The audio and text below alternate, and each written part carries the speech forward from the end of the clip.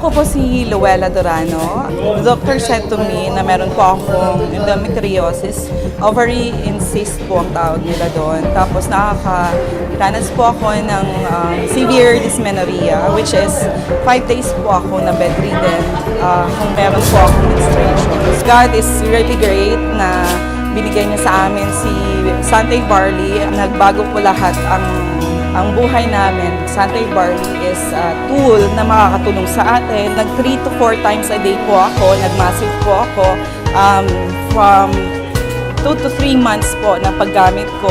Regular na po, hindi na po siya sumasakit. Nagkaroon na lang po ako ng 1 to 2 sachet for the maintenance. Nakakapag-drive na po ako kahit meron akong menstruation. At the same time, nagagawa ko po yung regular na gawain sa bahay. At the same time, meron po akong time sa family ko. Thank you, Santay Barley.